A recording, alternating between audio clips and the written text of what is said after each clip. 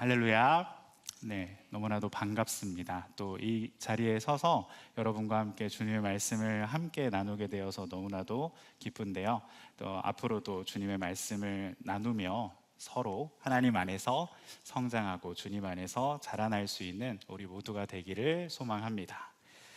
여러분, 혹시 여러분이 오늘 교회로 나오면서 집을 나서면서 맡은 냄새들은 어떠한 냄새가 있으셨나요? 흔히 우리는 일어나자마자 냄새를 맡습니다.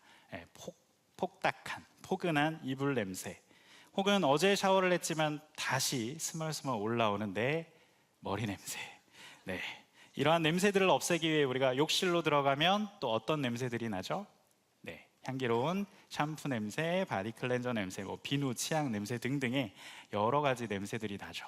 그리고 또 우리가 주방에 가면 맛있는 아침밥의 냄새가 날 겁니다. 냄새는 우리 주변에서 늘 나고 있고 우리는 잠들기 전까지, 아니 어찌 보면 자고 있을 때도 냄새를 맡고 있는지도 모르겠습니다. 국어사전에 보시면 냄새에 대해서 코로 맡을 수 있는 온갖 기운, 그리고 어떤 사물이나 분위기에 따라 느껴지는 특이한 성질이나 낌새라고 말하고 있습니다. 직접적인 냄새, 즉 향수 냄새 같은 코로 맡는 기운을 뜻하기도 하지만 어떤 사람들에게서 느껴지는 분위기, 느낌, 특이함도 보통 냄새라고 하죠. 자, 우리 앞에 이렇게 설치가 되어 있지만 어떤 냄새가 나죠? 이제 성탄의 냄새가 나죠. 크리스마스의 냄새가 납니다. 이러한 냄새가 가진 힘은 생각보다 굉장히 강력한데요, 동일한 사람임에도 불구하고 악취가 날 때와 향기가 날 때의 사람들의 반응은 극명하게 달라진다라고 합니다. 냄새 심리학이라는 이 책에서도요, 냄새가 사람의 심리에 미치는 영향을 다양한 관점에서 해석하고 있는데요, 이 냄새에 관련된 부분은 심리학적으로도 또 뇌과학적으로도 참 많은 연구들이 진행되고 여전히 진행되고 있습니다. 동일한 사람인데 좋지 않은 냄새와 좋은 냄새가 나는 상황을 만들고 실험하면 악취가 날 때보다 향수를 뿌렸을 때 그 사람에 대한 호감도가 높아지더라는 것이죠. 이렇게 냄새에는 힘이 있어서 예로부터 많은 곳에서 이용되고 사용되어 왔습니다. 우리가 오늘 읽었던 이 본문 속에서 바울이 살던 로마 시대에도 이 냄새가 특정한 방식으로 사용된 흔적이 아주 잘 남아 있습니다. 오늘 우리가 읽은 본문을 그대로 본다면 그저 냄새에 대한 이야기를 하는 것처럼 보이지만 바울이 이 본문을 쓰면서 가지고 있었던 이 냄새에 대한 이미지는 매우 강력한 이미지였습니다. 바울이 가진 이 냄새의 이미지는 로마의 개선식 장면이었는데요, 그 개선식 가운데서 향로로부터 은은히 퍼져나오는 향에 대한 냄새의 이미지였습니다. 나아가서 단순히 로마 장군의 개선식이 아니라 예수님의 개선식으로 그의 시선은 옮겨졌을 것입니다. 바울은 이 냄새라는 이미지를 통해서 지금 고린도 교회 성도들에게, 그리고 오늘날 우리에게 무엇을 전하고자 하는 것일까요? 오늘 본문을 통해 우리는 그것을 함께 살펴보고 나누고자 합니다. 바울이 냄새의 이미지를 통해 우리에게 전하고자 했던 것, 그것이 무엇일까요? 첫 번째로는 퍼지는 냄새처럼 성도는 그리스도를 나타내야 함을 바울은 전하고자 했습니다. 우리 14절의 말씀을 다시 한번 읽어볼까요? 14절의 말씀입니다. 우리 읽어보겠습니다. 시작.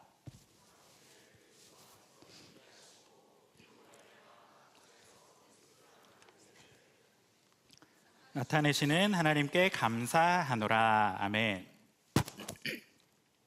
바울이 지금 냄새를 통해 보여주고 있는 이미지는 로마 장군의 개선식 이미지입니다. 간단하게 제가 이 개선식을 설명드리면 전쟁에서 승리한 로마의 장군들에게 주는 최고의 영예였습니다. 초창기의 개선식은 이러한 장군들에게 행해졌지만 이제 나중에는 황제들의 전유물이 되기도 하는데요, 사실 이것은 초창기에 아무에게나 행해지지 않았습니다. 전쟁터에서 실제로 싸움에 나선 최고 사령관, 그리고 5,000명 이상의 적을 무찌르고 자신이 전쟁을 벌였던 그 지역, 모든 지역을 평화롭게 평정했던 장군에게 주어지는 최고의 영예였습니다. 이 개선식의 행렬은 정해진 순서가 있었는데요. 로마의 거리를 지나 주피터의 신전까지 이렇게 행진하는 것이었습니다. 이 행렬의 가장 앞에는 로마의 중요 인사들과 원로원, 의원들, 그 다음에 나팔수, 그 다음에 점령지에서 가져온 전리품들, 그 뒤에 장군이 점령한 점령지 그림이나 아니면 정복한 요새의 모형 등을 운반해 왔습니다. 그 다음으로는 제물로 드릴 소, 그리고 그 제물로 드릴 소 뒤에 처형당할 그 정복된 왕 혹은 귀족, 포로들이 사슬에 매여 끌려가고 있었고, 그 뒤로는 이제 병정들, 그리고 또 그들을 뒤따라서 향을 태우는 제사장들이 행진하며, 그 향 뒤쪽에 바로 승리했던 로마의 장군이 행진하였습니다. 장군 뒤로는 함께 전투에 참가한 군인들이 승리의 함성을 외치며 그 신전까지 당당하게 행진했다는 것이죠. 그래서 개선식은 당시 로마 사람들에게 굉장한 볼거리였고, 많은 사람들이 행렬을 보기 위해 구름같이 몰려들었습니다. 제가 방금 이야기했던 이 설명을 한번 잘 기억해 보십시오. 장군 앞에 무엇이 있었습니까? 향로를 들고 가는 제사장이 있었죠. 자, 모든 것을 이기고 돌아와서 개선식을 할 때 이 제사장이 향로를 들고 따라갑니다. 그러면 여러분, 향은 어떻게 됩니까? 퍼져나가죠. 그래서 집안에 있던 로마 사람들, 즉 그 개선식을 직접 보지는 않았어도 그 곳에 있던 사람들이 이 향로의 향의 냄새를 맡게 되면, 이 향내가 나게 되면, 아, 개선식이 있나 보다. 우리 로마가 또 승리했나 보네. 우리 로마가 또 점령지를 얻었구나 라고 생각하게 되었습니다. 즉, 그들이 개선식에서 쓰는 그 향로의 향이 바로 로마의 승리를 상징하는 아주 강력한 이미지로 사용이 된 것입니다. 바울은 이 개선식의 향의 이미지를 떠올리며 성도들이 그리스도의 냄새로서 드러나게 하셨음을 지금 말하고 있는 것입니다. 모든 믿는 자들이 각자 속한 곳에서 냄새가 나게 하였다라고 말하는 것이죠. 여기서 이 냄새로 쓰인 헬라어는 호스메 혹은 오스메라고 부르는 헬라어인데요. 이것은 좋은 냄새 혹은 나쁜 냄새, 이 두 가지를 다 함축하고 있는 단어입니다. 자, 이 두 가지가 같이 쓰였다는 것을 여러분이 잠시 기억해 두시기 바랍니다. 여기 쓰인 이 오스메라는 단어, 이 단어가 주격으로 쓰입니다. 즉, 냄새의 주체가 우리 각자 자신이라는 것이죠. 우리 각자에게서 나는 냄새들이 다 다르죠. 네, 제가 자녀가 3명이 있는데요. 그 자녀 한 명 한 명에게서 나는 냄새가 아주 미묘하게 다 다릅니다. 네, 요즘 첫째는 한창 이제 사춘기에 성장기여서 그런지 우리 여자인데도 불구하고 아주 머리에서 아주 엄청난 향기가 나더라고요, 요즘. 네, 제가 향기로 표현했지만 다른 냄새입니다. 네, 각자에게 그렇게 나는 몸의 냄새도 다를진데, 여러분, 우리가 살아가는 삶의 냄새는 어떻겠습니까? 다 각자가 다르겠죠. 그게 바로 각자의 삶이라는 것입니다. 각자의 삶이 각각 다른데, 이 삶을 통해 우리가 무엇을 알게 된다라고 말합니까? 그리스도를 알게 된다라는 것이죠. 내 삶이 그리스도를 알게 하는 무엇이 된다? 냄새가 된다. 즉, 내가 어디에 가든 나의 삶을 통해 그 주변의 사람들이 무엇을 알게 돼요? 그리스도를 알게 돼요. 로마 사람들이 향을 맡고 로마가 승리했구나를 알게 되는 것처럼, 많은 사람들이 각자의 그 냄새, 각자의 삶을 통해 주변에 무엇을 전합니까? 그리스도를 알게 한다라는 것이죠. 여러분이 어디에 있든지 무엇을 하든지 어떤 모습이든지 여러분의 삶을 통해 사람들이 그리스도를 보게 된다는 것입니다. 냄새는 숨길 수 없죠. 그래서 모든 사람들이 여러분의 삶을 통해 그리스도를 바라보기에, 그래서 여러분의 삶을 통해 그리스도가 전파될 것이다를 바울은 이야기하고 있는 것입니다. 그런데 여러분, 이게 쉬운 일일까요? 나를 통해 그리스도가 전파되는데, 숨길 수 없는 내 삶을 통해 그리스도가 알려지게 되는데, 이러한 삶이 쉽냐는 것이죠. 뭔가 내가 생각해 봤을 때 내 삶을 통해 그리스도가 전해진다? 막 사람들한테 화도 내지 않아야 될 것 같고 친절하게 해야 할 것 같고 좋은 사람으로 비춰져야 그리스도가 나타날 것 같은데 내가 매일 이러한 삶을 살 수 있을까라고 생각하면 결코 쉬운 문제가 아니죠. 그런데 바울은 여기에서 어떻게 고백하고 있는지를 함께 살펴보면 좋을 텐데요. 14절 후반부를 한번 다시 보시면 이렇게 기록이 되어 있죠.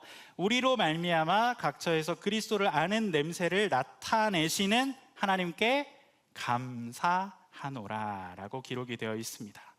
자, 분명 냄새가 나는 주체는 나이죠. 나라고 했어요. 근데 이 냄새는 어떤 냄새일지 모르죠. 14절에서는 분명 이 냄새를 그리스도를 아는 냄새라고 했어요. 그리고 그 냄새를 전파하는 주체가 나라는 게 사실이죠. 근데 왜 바울이 감사하고 있을까요? 분명 내가 생각해 봤을 때 이거 너무나도 어려운 일이 될 텐데 바울은 왜 이게 감사하다고 말할까? 이 감사의 내용에 대해서는 제가 마지막에 다룰 테지만 결국 바울이 감사하는 것은 이 냄새가 근원이 있기 때문입니다. 내가 분명히 냄새를 내고 다니지만 이 냄새에는 근원이 있기 때문인데요.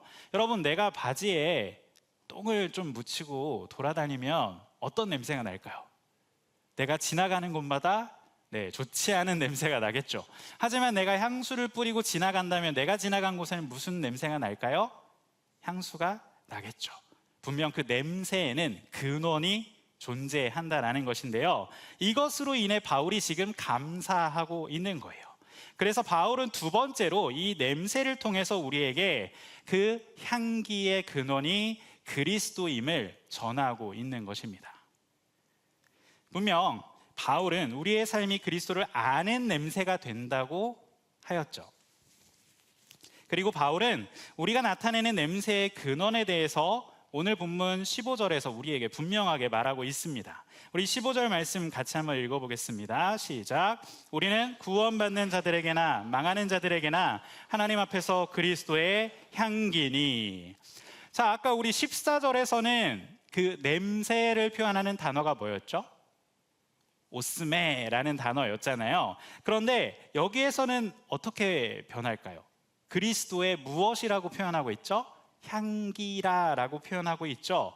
분명히 호스메라는 이 단어는 악취일 수도 있고 향기일 수도 있는 두 가지를 다 내포하는 단어인데 이 15절에 그리스도의 향기로 쓰인 단어는요, 헬라어로 유오디아.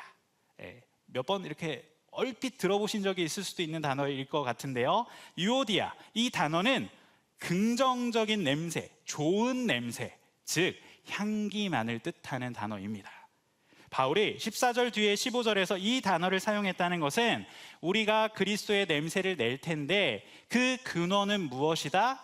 그리스도의 좋은 냄새, 향기다라고 말하고 있는 것입니다. 이러한 향기는 개선식 향이 퍼지듯 모든 사람에게 나타나게 될 것이고 15절에서 이것을 구원을 얻는 자들이나 망하는 자들이나 모두에게 다 무엇이다? 그리스도의 향기다라고 말하고 있는 것이죠. 그래서 그리스도께서 우리 안에 향기의 근본으로서, 근원으로서 함께 거하시면 우리가 내는 삶의 냄새는 믿는 자들에게나 믿지 않는 자들에게나 무엇이 될 수 있어요? 향기가 될 수 있다라는 것입니다. 여러분, 개선식을 다시 한번 떠올려 보면요, 로마 시민들과 개선하는 그 장군들 그리고 병사들에게 그 향로에서 나는 그 냄새는 어떻게 인식되었을까요? 승리의 냄새, 기쁨의 냄새, 번영과 부요의 냄새로서 그들은 인식했을 것입니다. 개선식에서 그 향이 나타난다는 건 승리를 상징하고 정복을 상징하기 때문에 그렇죠. 그런데 여러분, 그들에게는 분명 향기로서 들려졌겠지만 아까 개선식의 장면을 다시 한번 돌려보시면 그 끌려가고 있던 자들, 왕족, 정복된 그 왕족과 귀족들과 포로들에게 이 냄새는 어떤 냄새일까요? 죽음의 냄새입니다. 왜냐하면 이렇게 행진을 다 마친 이후에 그들은 곧바로 처형되었거든요. 그러니까 그들이 맡고 있는 이 향기를 맡는다, 그 향로의 향을 그들이 맡으면서 끌려가고 있다는 건 무엇이에요? 죽음의 향기인 겁니다. 죽음의 냄새인 겁니다. 고통의 냄새예요. 이 길을 다 걷고 나면 처형장에서 죽을 운명을 알려주는 냄새인 것입니다.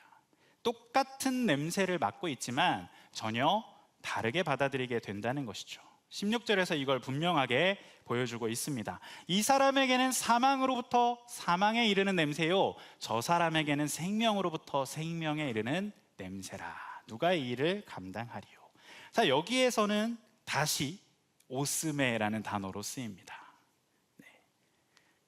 즉 받아들이는 사람이 주관적으로 인식하게 되는 냄새, 사망의 냄새, 생명의 냄새로 갈리게 된다는 거죠. 그런데 여러분, 그 냄새 자체는 어떻죠? 똑같잖아요. 냄새 자체는 변하지 않았어요. 그걸 어떻게 느끼냐의 차이인 것이죠. 여러분, 손을 씻고 좋은 향을 내게 하기 위해 만들어진 게 뭐죠? 핸드워시죠. 네, 저는 이제 그 핸드워시 중에서도 르라보의 핸드워시를 정말 좋아하는데, 그 우디한 그 냄새, 약간 삼나무 향 같은 그런 냄새가 너무 좋아서 그 핸드워시를 자주 사용합니다. 저는 너무 그 향을 좋아해요. 그런데 저희 아내는 그 향을 아주 극명하게 싫어합니다.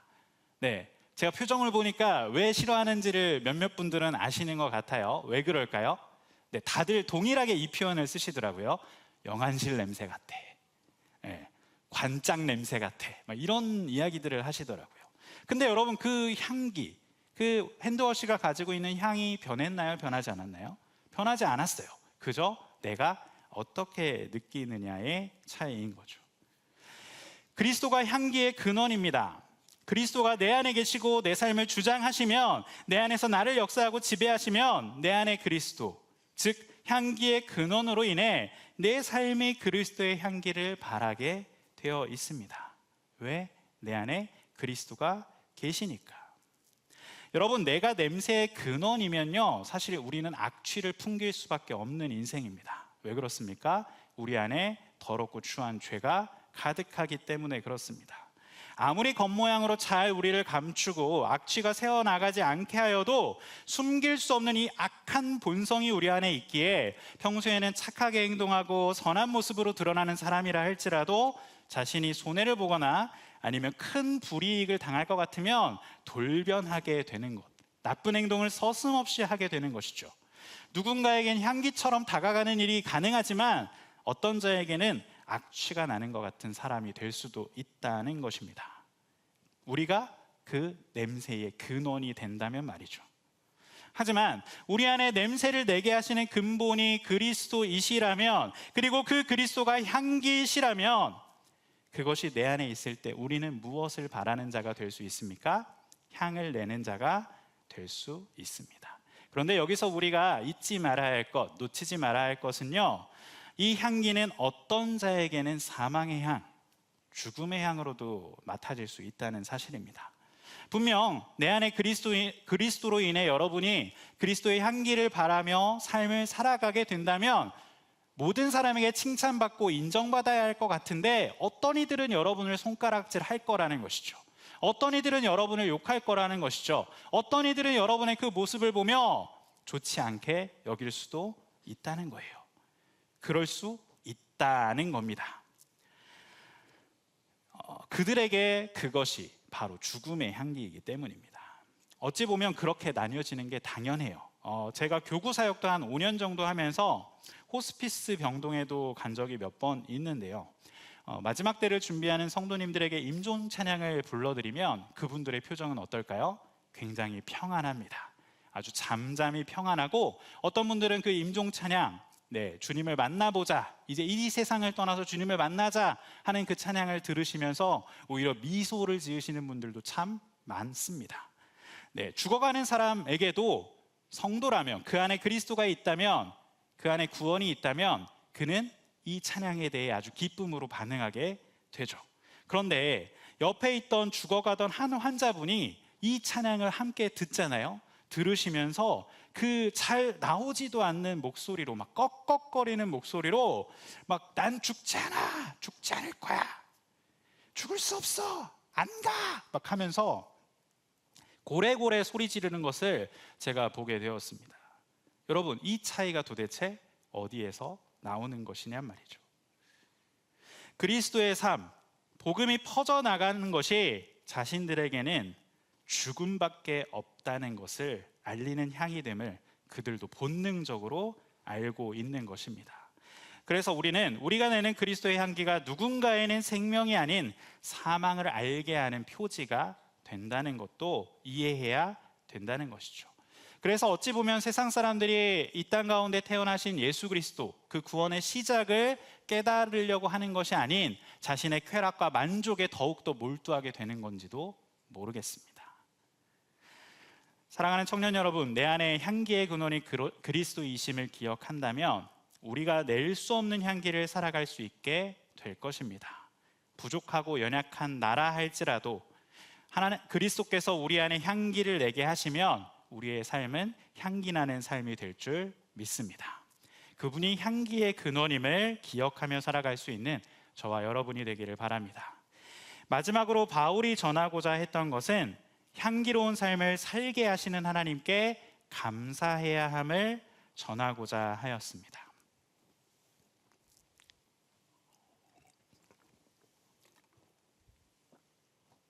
자, 아까 바울이 감사해야 한다라고 14절에서 이야기했었던 거 기억하시죠? 14절에 보면 바울이 감사하는 것이 두 가지가 있습니다.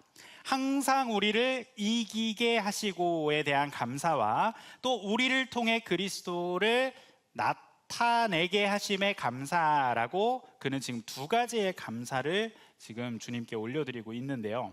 이기게 하시고로 번역된 이 헬라어 원문을 그냥 직역하면요, 개선 행렬에 참여하게 하시고라고 번역할 수 있습니다. 처음에 제가 개선식 이야기를 했던 것처럼 개선식의 메인은 장군이지만 그 행렬에 함께하는 군사들, 싸움에서 함께 싸운 병사들도 동일한 환호와 축하를 받습니다. 분명 장군과 함께한 병사들 중에 부상당한 자들도 있고 끝까지 싸우지 못한 자들도 있고 때로는 전투가 너무나도 두려워서 돌격 명령에 발이 얼어버린 자들도 분명히 있을 테지만 그럼에도 불구하고 장군이 승리하여 개선식에 참가한다면 그 병사들도 함께 개선식에 참석하여 승리자가 된다는 것입니다. 이것이 지금 바울이 말하고 있는 복음이고 그가 주님께 올려드리는 감사입니다. 우리가 스스로 이기지 못했다 할지라도 우리가 그리스도와 함께 연합하였다면, 내 안에 그리스도가 계시자면 우리는 언제나 이긴 자가 되는 것입니다. 여러분, 복음이 바로 그런 것이지 않습니까? 십자가의 대속의 죽음을 통해 예수님께서는 사망 권세를 깨뜨리시고 승리하시고 부활하심으로 그 승리를 우리에게 확증해 주셨습니다. 그래서 그를 믿는 자마다, 그리고 우리 안에 그리스도가 계시면 우리도 승리자가 될 수 있는 것입니다.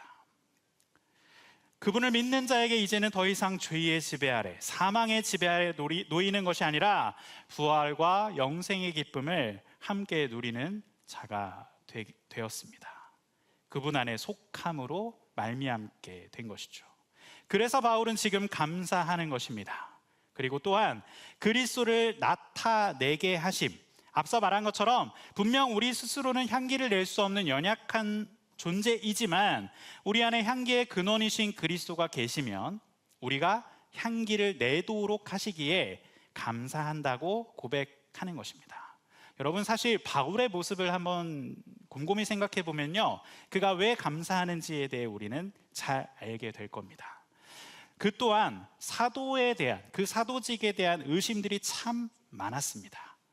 그는 예수님을 직접 보지도 못했고 예수님의 그 12제자에 속하지 못했기 때문에 많은 사람들이 그의 사도직을 의심했습니다. 그리고 사실 바울 그 스스로도 예수 믿는 자들을 잡아 죽이던 사람이었기에 자기 자신도 내가 과연 이 사도의 직분을 잘 감당할 수 있는가, 내가 이 사도의 직분을 감당하는 게 맞는가라는 이 고민이 분명 그에게 있었을 것입니다.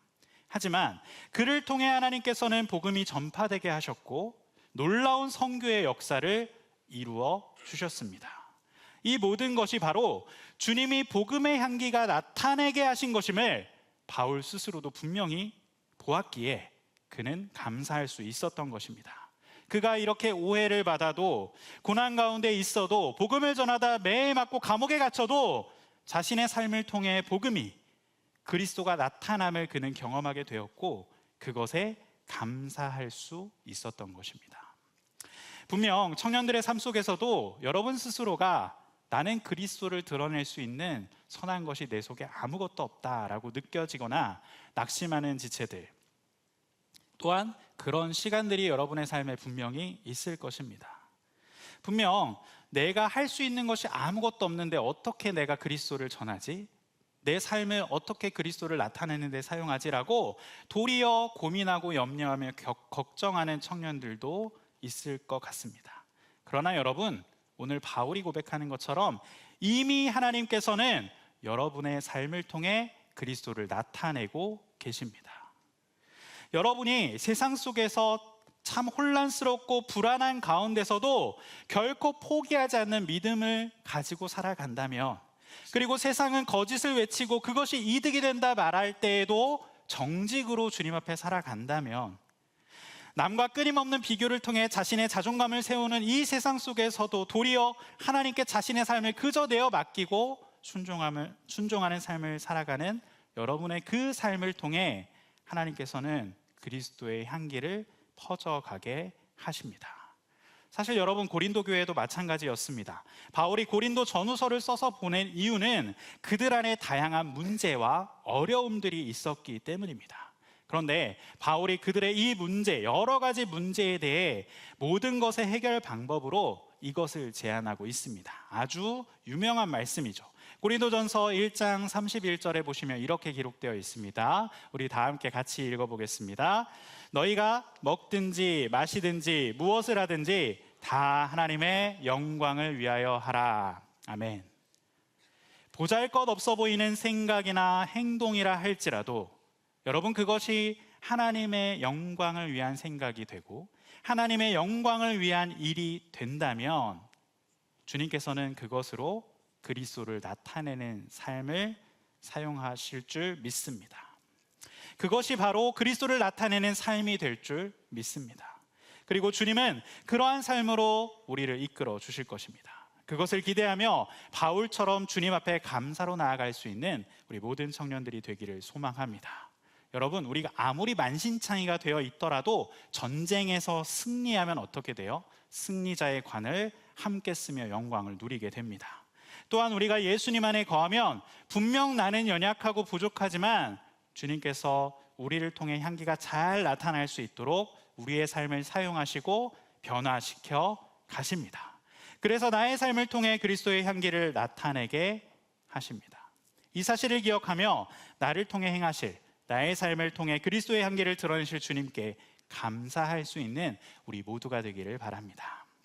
사랑하는 청년 여러분, 여러분은 어떤 냄새로 나타나고 계십니까? 분명 청년의 시기는 말이나 보여지는 것보다 풍기는 분위기가 더욱 명확히 드러나는 시기죠. 내가 설명하지 않아도 사람들은 여러분을 바라보며 어떤 분위기를 느끼게 될 거예요. 사실 오늘날 많은 청년들이 참 이 팍팍한 현실 속에서 취업과 진로의 불확실성, 그리고 주변과 끊임없이 비교되는 그러한 삶들 때문에 내가 지금 잘 살고 있는가라는 질문에 끊임없이 스스로를 던지며 살아가죠. 그러다 보니 알게 모르게 청년들에게서 초조함의 분위기, 초조함의 냄새, 포기의 냄새, 절망의 분위기가 풍겨져 나오게 됩니다. 마치 패배자의 냄새가 나는 것처럼 많은 청년들이 그렇게 열등의식과 절망의 냄새를 풍기며 주저앉아 있다는 것이죠. 사실 우리도 마찬가지입니다. 그리스도인들도 마찬가지예요.